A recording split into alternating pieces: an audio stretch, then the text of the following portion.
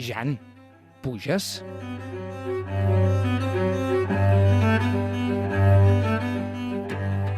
Tota història de Castellers comença amb un repte, i la del Jan no podia ser d'una altra manera.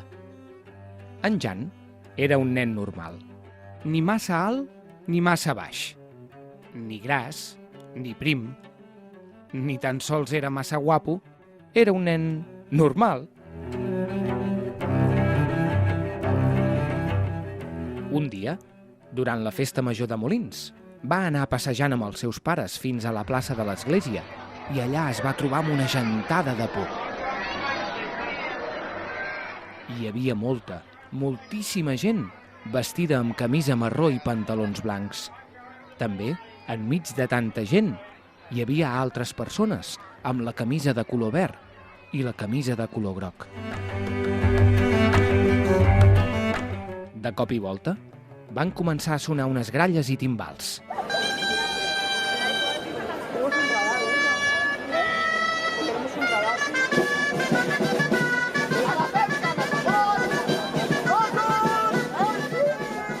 Era una música cridanera, amb una melodia que prometia una gran aventura.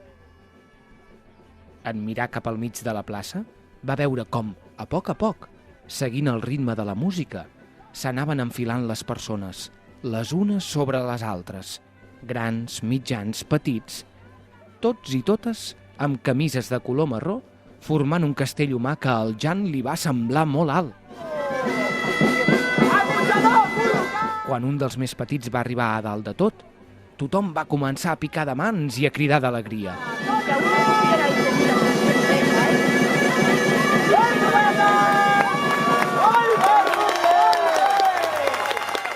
La música continuava i ara convidava a baixar a tots els que eren a dalt del castell.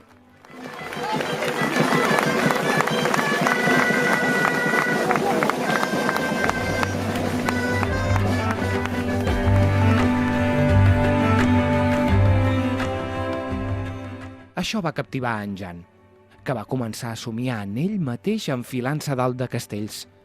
S'imaginava pujant dalt d'un castell tan alt que les persones que el miraven semblaven formigues petites. S'imaginava pujant dalt d'un pilar, enfilant-se com un mico fins gairebé tocar el cel. Somiava amb aquella música de gralles que el convidava a pujar i pujar. Va començar a dibuixar castells. Castells de 7 pisos, castells de 8, castells de 9... Fins i tot es va atrevir a dibuixar castells de 10 pisos d'alçada. Els seus pares el van veure tan interessat amb el tema casteller que van decidir buscar un lloc on poder donar-li l'oportunitat de pujar un castell de debò. Van buscar per internet i van veure que la colla dels matossers assajava tots els divendres al vespre a Molins i van portar el Jan a la Federació Obrera per veure un assaig.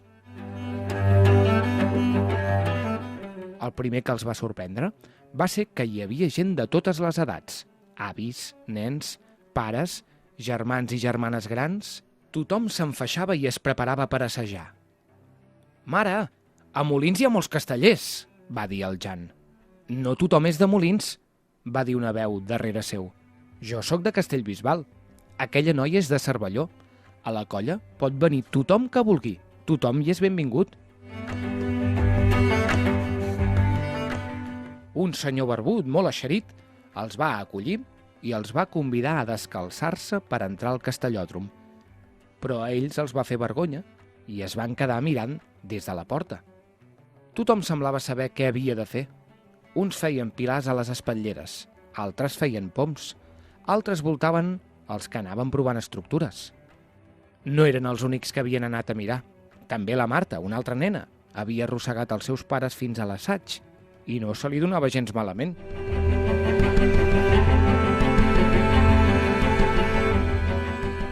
El Jan va donar un petit cop amb el colze a la mare i li va demanar permís per entrar a provar.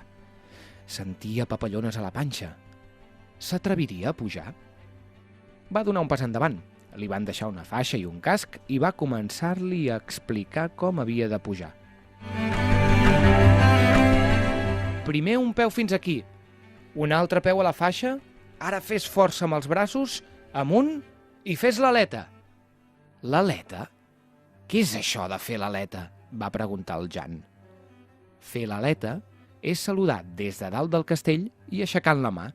Ho fa l'enxaneta, per dir a tothom que el castell està carregat, li va explicar la Berta, la nena sobre qui s'estava enfilant. I al Jan se li va dibuixar un gran somriure. Ara ja sabia què volia ser. Volia ser enxaneta i fer l'aleta des d'un castell ben alt.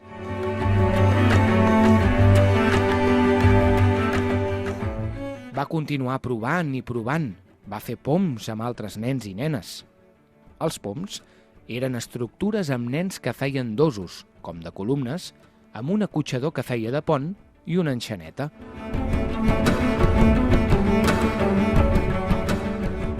El van convidar a provar amb més persones a sota. Allò es complicava. Tot un repte. Havia d'enfilar-se per sobre de 3 persones més i el terra quedava una mica més lluny. I si queia? I si es feia mal? Allò no era tan fàcil com els somnis. «Jan, puges?» li van dir. Aleshores, la Berta el va veure dubtar i li va dir a cau d'orella un dels secrets més ben guardats dels castellers. «La pinya. La pinya és la clau». «La pinya?» «Sí, home, una pinya es menja», va contestar en Jan. «No, babau», li va dir la Berta. «La pinya són les persones que aguanten l'estructura del castell. Sense elles, el castell no tindria la mateixa força ni equilibri.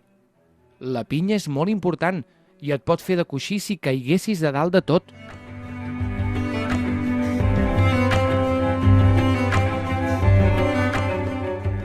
El Jan s'ho va pensar bé i va decidir deixar la seva esposa a baix i va començar a pujar.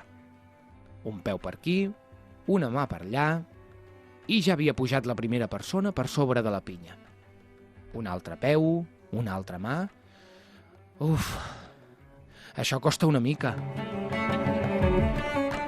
«Però jo vull pujar dalt de tot», va dir-se el Jan, i va continuar pujant i pujant fins que va haver encavalcat l'acotxador. «Uau! Estic a dalt de tot! Ho he aconseguit! Mira, mare! Mira, pare!», va dir tot somrient. Però a l'hora de baixar, el castell va començar a tremolar. Tot es movia sota el seu cos. En Jan no sabia si moure un peu, canviar una mà de lloc o agafar-se fort a la seva amiga. Potser això de fer d'enxaneta no era per ell. En Jan tenia por i no sabia què fer. El cap de colla el va veure espantat i li va dir: «Ànim, Jan! Tu pots! Confia en els teus companys i en tu mateix! Només has de seguir la meva veu! Escolta! Baixa un peu, a poc, fins a la faixa, veus? Ara la mà a l'espatlla de la Berta. No miris a baix, segueix finet, pel mig. Molt bé, així!» I sense adonar-se'n, concentrat en la veu que el dirigia, el Jan ja havia arribat a baix de tot. Tothom s'abraçava i es felicitava. Ho havien aconseguit. Entre tots havien fet un castell i l'havien descarregat. El Jan es va adonar que ell havia fet un gran esforç per pujar i baixar, però va veure que sense el treball de totes i cada una de les persones que formaven el castell, aquell repte no hagués estat possible.